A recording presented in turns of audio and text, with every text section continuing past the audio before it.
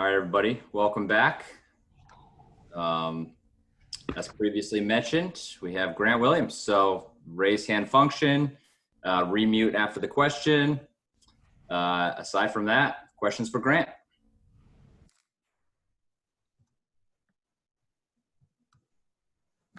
All right, Tom Westerholm.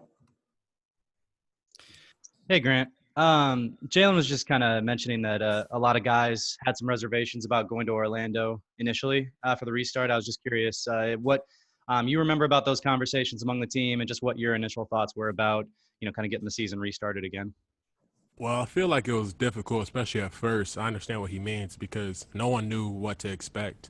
So I don't think we had any plan whether or not we were going to restart or not restart. So a credit to the league when we did kind of get going and understanding that they started reaching out to not only the player reps with me and also Jalen on the executive committee. And they did a good job communicating from then on. But especially in the beginning, no one had information. So I could understand why he felt discomfort, and a lot of other guys did as well.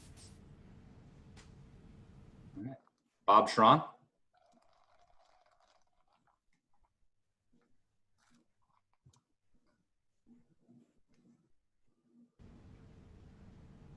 All right. Any other? We'll go to Amanda Pflugrad. Hey, Grant. Hey, Amanda. I'm just curious, you spent some time at Kemba Walker's place when you guys were in Charlotte together. What was that experience like? And maybe what's something that you learned about Kemba that you didn't know before living with him? Honestly, it was amazing. It was great to be able to hang out with him and get to know him better, as well as be able to work out and to progress on the basketball floor. But what I learned about him was just like we're very similar. It's kind of funny in terms of lifestyle and what we enjoy. So we actually very, very much bonded and got to know each other a little bit better because of the fact that we're both kind of laid back and we enjoy our space and we enjoy our time when we're just to be able to relax. So everybody has this mentality that I'm the talkative guy, and I am when I'm in social settings, but I teased, was it Jared, when I was like, I enjoy my alone time. So that was pretty fun. What did it mean to you that he extended that offer to you? It meant the world, especially in that time when no one knew what was going forward. I didn't want to be around my grandparents or my family because I was nervous about COVID traveling back, as well as the fact that I'd be working out. So you never know who I might run into or see. So for him to reach out and extend that hand, helping hand, was not only just a great thing for a teammate to do, but a friend to do. So I'm thankful for him, and I'm blessed to have somebody as generous as he is. I will try it again. Bob? Can you hear me now? Yeah. Okay. Yeah. Hey, hi, Grant. How are you? Thanks, Brandon. Sorry about that. Grant, I was just wondering, this is a season that is unlike any other, and Channing Frye, the former player, said that a way that he wanted to stay focused was to put signs all over his room saying "Win the championship," things like that. How are you? What's your mindset going into this season unlike any other, I should say? Thank you. I feel like everybody's kind of different. So maybe for him, a visualization thing helps him moving forward. But for me, I kind of have that already tracked mentality of that's the goal and understanding what goes into it and the hard work that's been needed not only to get to where I am now, but also to get to where we want to be in the future. So it's definitely a tough trial and time. Players are nervous, players are antsy, plus players are excited and ready to play. So it's just a matter of competing and doing our job every single night and trusting each other because of the amount of work we've put in, not only while we've been back here in Boston, but prior to when we didn't know what was going on. Is that type of situation something you guys have discussed among each other? The novelty of it all? We kind of leave that alone more so. We kind of just discuss the day-to-day. We stay in the moment, and our focus is just getting to Orlando, staying safe, staying healthy, and making sure that we're prepared going into this upcoming season restart. Okay. Thank you. John Corrales? Hey, Grant. For a rookie, this long layoff, can you just speak to what kind of potential setbacks that this might have presented?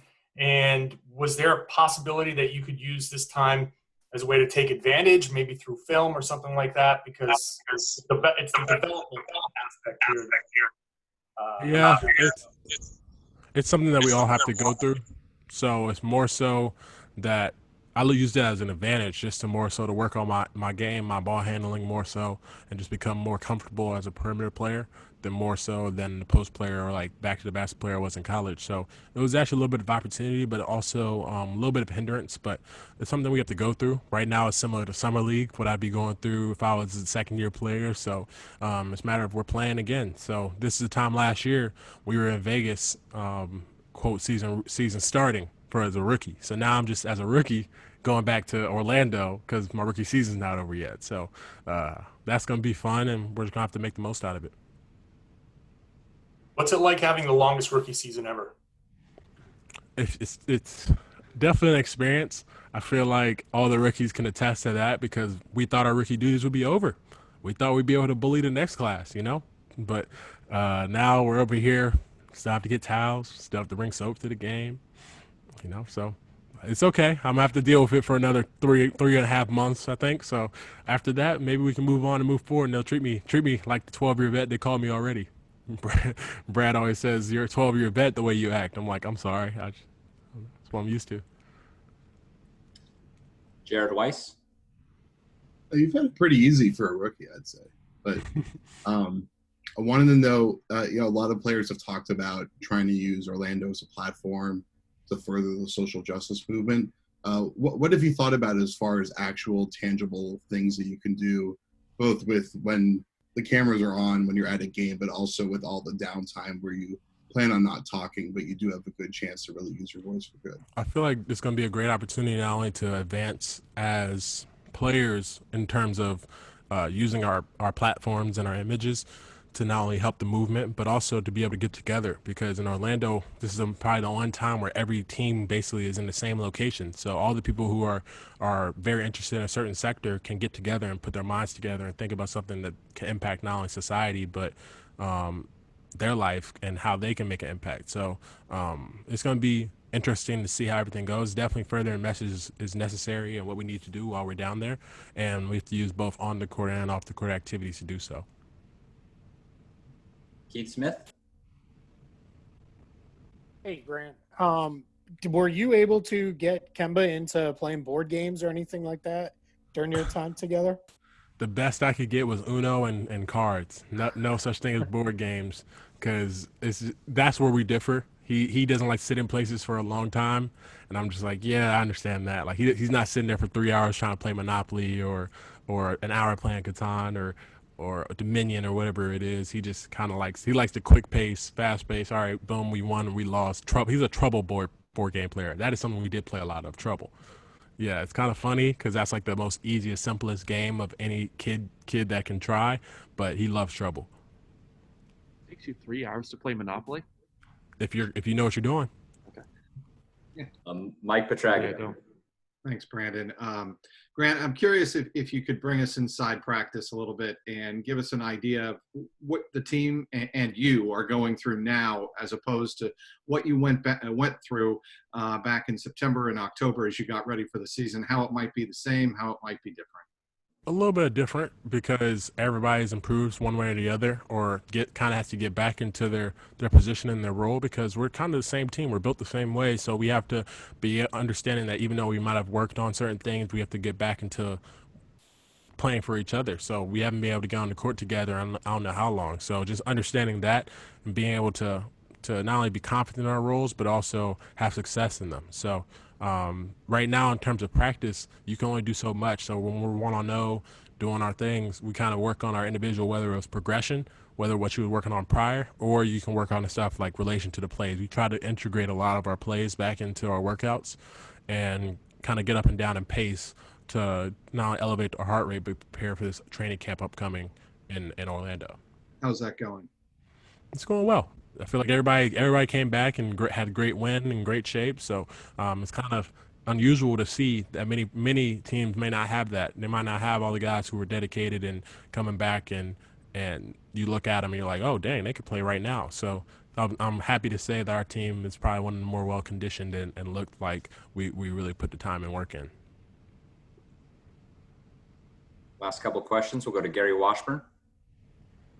Hey, Grant, how's it going, man? Going well. Good. You got 3 months of downtime here. I mean, you can be all about ball, and I know you'll try, but how will that be? Is it going to be like college, no travel?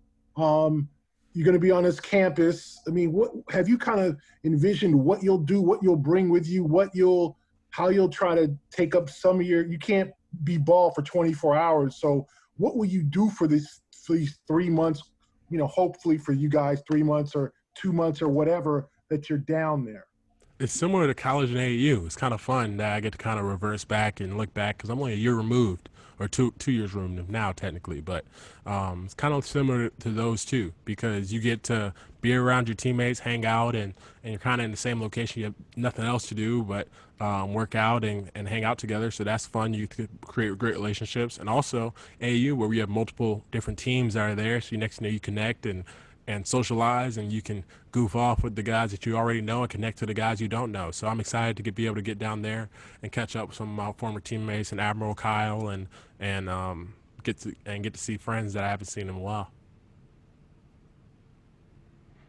All right, we will wrap it up right there. No Hamilton questions? I appreciate everybody. Hamilton review, Grant, before you wrap up? Hamilton review, all I got to say. It's 10 out of 10. I don't have any other complaints about it. I'm a Hamilton guy, so no worries.